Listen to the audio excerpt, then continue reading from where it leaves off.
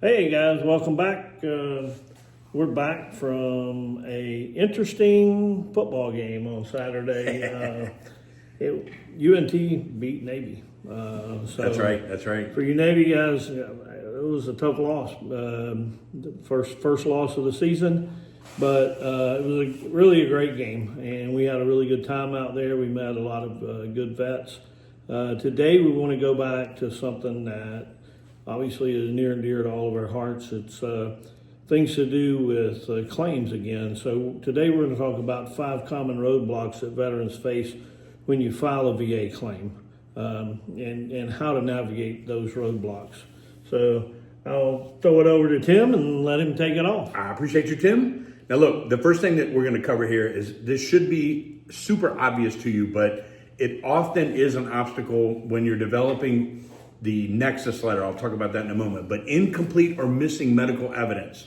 You assume that just because you broke your leg on an airborne operation, that the stitching has already been done. They know I broke my leg on Sicily drop zone, and they know it's connected because it's in my medical records. Listen, to be clear, the VA requires clear medical evidence linking your disability to your service. Many claims are delayed or denied because the veteran didn't provide enough medical documentation.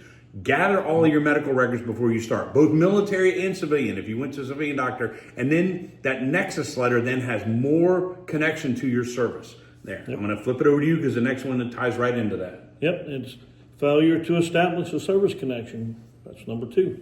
The VA has to see proof that your condition was caused or aggravated by your military service. Without this, even a valid medical diagnosis may not be enough for you.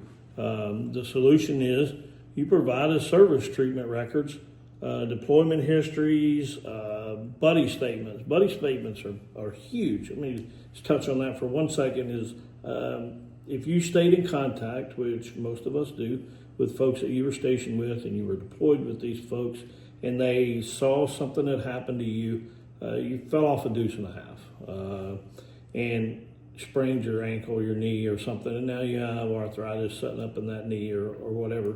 But you never, let's face it, what do they say? Grab a straw and suck it up and get out there, buttercup, and do it. So maybe you didn't even get treated for it, but that's as strong of evidence, and sometimes even stronger evidence than medical evidence, is a buddy statement. And it doesn't have to be a book, just a quick summary of, yep, I was there, I witnessed this happening, and this is what happened, never got treated, or that kind of thing. Incident reports, just showing how, why, when the injury occurred. Just kind of common sense things, but we just kind of take those for granted.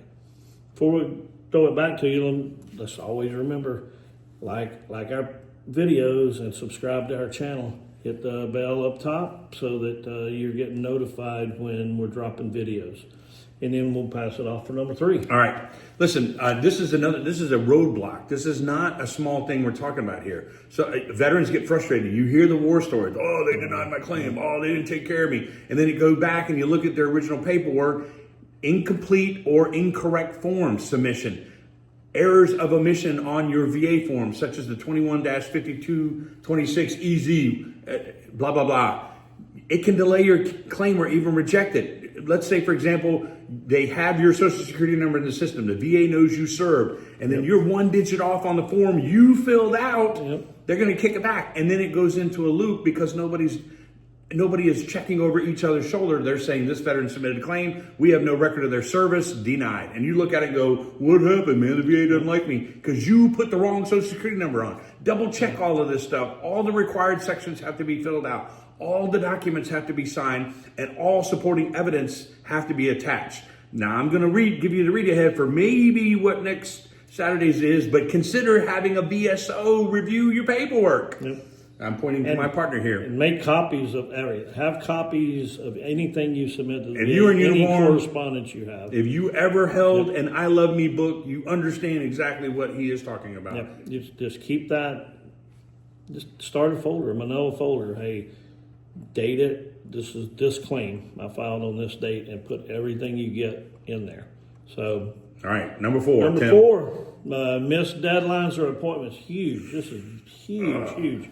if the VA calls you, sets up a CNP or your service organization calls you, sets up any CMP, which is a compensation and pension exam, that's an exam to check the things that you're claiming.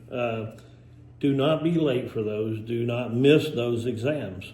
Make sure that you're available when you schedule them. They're giving you the option, so you schedule them. If you fail to meet those or any deadlines they set on you, then that's going to result in an automatic denial.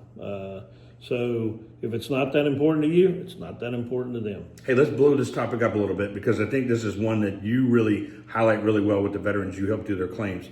The doctor that you go see for your CMP exam is not going to treat you. Yep. They are contracted by the VA to validate your claim or to give evidence to suggest that you're trying to file a false claim. So if you say, hey, I've got PTSD or I've got this or I've that, they will schedule you a CMP exam with an outside doctor. Yeah. This doctor's not going to treat you. They are not part of the VA system. Yeah. All they're strictly going to do is validate your claim or deny your claim. And they have a medical license. And so their word is gold on that Nexus letter. Yep. So you talk about and that actually, I mean, it can be as intense as if you're going in for a back, let's say, example.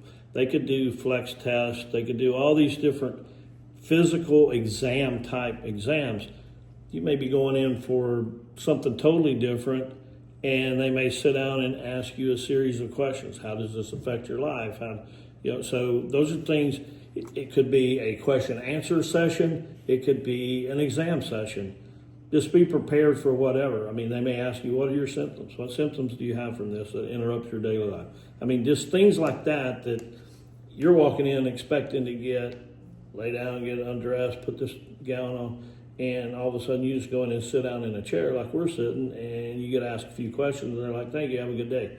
And you're confused. So don't be confused. It can be very intense with x-rays and all kinds of stuff, or it could be very simple, a few questions. And remember, this doctor that he's talking about is not in the VA system. They're simply there to check your story. Yep. That's all they are. Yep. They're not going to be part of your treatment. Nope. Or they have no say in it. The check that they draw from the VA is to look at a veteran and determine whether or not what's coming out of their mouth matches their service records. And just remember, 10 minutes early is on time is late. So especially for these, just be sure you're there. And if you can't for some reason, I mean, when you set them up, you need to make these, but if for some reason you can't, things do come up in life, you need to contact the VA that's going to be on the paperwork that you have immediately, or as soon as you know you're not going to make that appointment, and talk to them, because if you miss it and then you call them, it's too late. So all this stuff ahead of time. Yep. So number 5. Okay. I'm going to tell you right now that you're going to hear more about this one in the very near future. I'm thinking Saturday at 11. But lack of representation or guidance. That's why you're watching this YouTube video, because you're asking about information. Let me tell you something. Many veterans try to navigate this system, the claims process, by themselves and alone. I'm going to look in the eye and tell you I did not do this by myself. A VFW member helped me, not this particular one, but a VFW member helped me. That's why I'm in the VFW.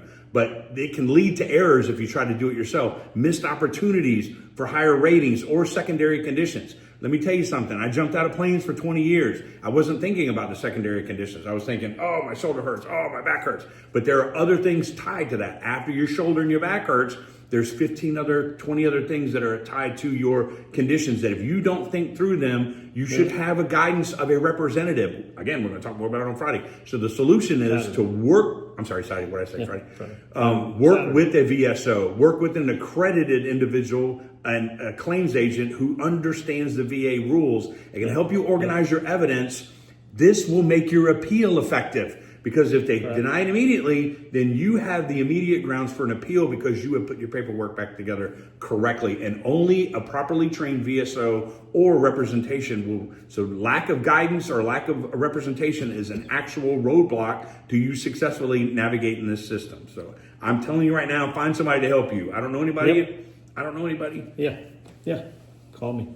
Now, just wanted touch on here lastly that we are getting a great response to our Exoribus.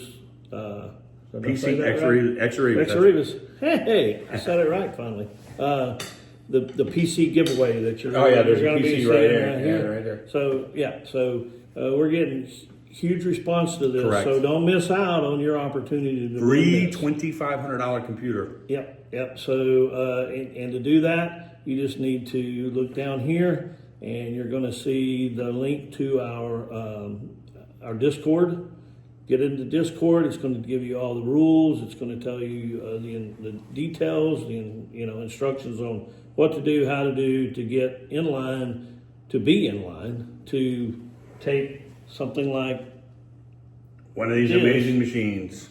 home with you for the holidays. So be sure and get in on that. We're looking forward to giving that away in December. December 13th, right here in our eSports Suite in North Texas. Yep. The name will be drawn. Tim will be giving it away. I'll be in Arlington. Maybe he'll include some of my video footage on that for the Reach Across America.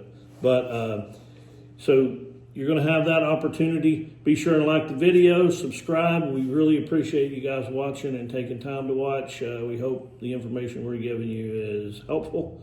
And let us know in the comments. Any questions? Hey, I got a suggestion for Yeah. Saturday's video. Let's cover five great ideas for hiring a representative to do a VA claim. How about that? Man, that's awesome. That sounds amazing. That's a really good. I That's like a really that. good idea. So if you have ideas, put them down. Put here. them in the comment section below. We'll do our best. We know a feller. We know a If feller, we don't right. know, we know a feller. We can make a phone call. So anyway, see you on Saturday. Thanks